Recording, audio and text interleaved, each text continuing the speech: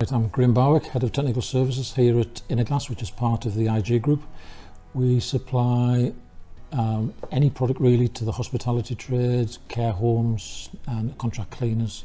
So for instance, all the major pub chains, care homes and all the contract cleaners that clean Tesco's and Virgin Trains and so on, all our customers.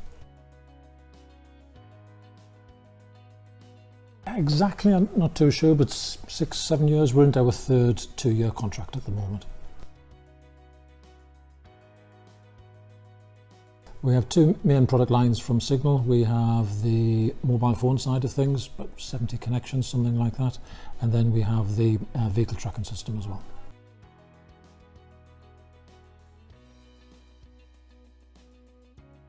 Bit of a non-event really, because it just happens. If you're talking about the moving from our previous supply over to Signal, I can't actually recall there being anything too dramatic that happened. All the SIM cards came out, all the new phones came out. We handed them out on the day as we phased each of the changeovers in, and it all just worked. We've been a previous user of vehicle tracking systems before the one we got from Signal, so we've had 2 other systems prior to that. We find being delivering into town centres, city centres, central London and so on, we need to know where the vans are. And so it's not just a case of finding out where the staff are for making sure they're not skiving. It's also a case of if they put a card in an outlet to say they've done a delivery because they couldn't get an answer, and then the customer doubtly comes on the phone a few minutes later, that we can tell them that yes, the van is only half a mile away and we'll turn it around and get them to return. In central London, we've used it once or twice with regards to congestion charging, whether a van's going to hit the congestion zone or not, whereas London might have said we had, and often for going into bus lanes and restricted access, both the Newcastle city centre and London.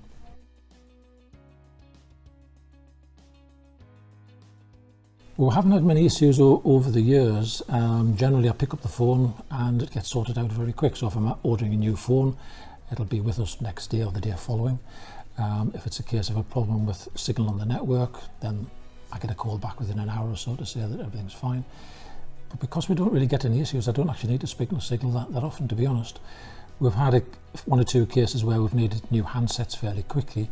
I think Antonio in the office hand delivered one time because we needed one very, very quickly.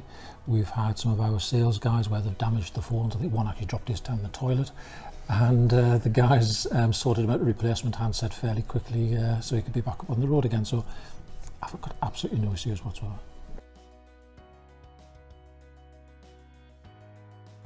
Not so much saving money, it's a case of because we know what our bill's going to be each month, we can then predict what our costs are going to be, and everything these days is based on consistency and budgetary control. So because we know that we've got sufficient data in place, we've got unlimited minutes, unlimited texts, that the costs, unless somebody goes wild on the mobile phone, is going to be consistent each and every month. It's the old saying of small enough to care. You're not 1 month speaking to Fred, next month you're speaking to John, next week you're speaking to Susan. You're speaking to one of 2 or 3 people, so it tends to be Antonia, Stephen or Shay.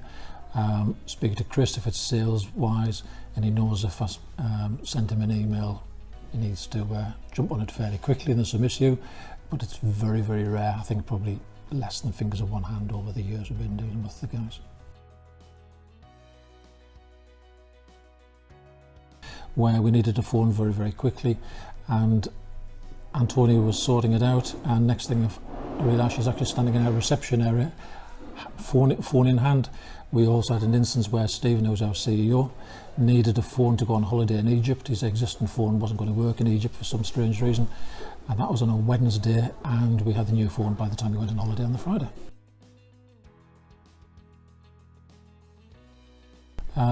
Definitely I would recommend them. I always say to people, if we didn't like the service we get from somebody, we wouldn't continue to use them. We've continued to use Signal, and that in itself is a sufficient testimony.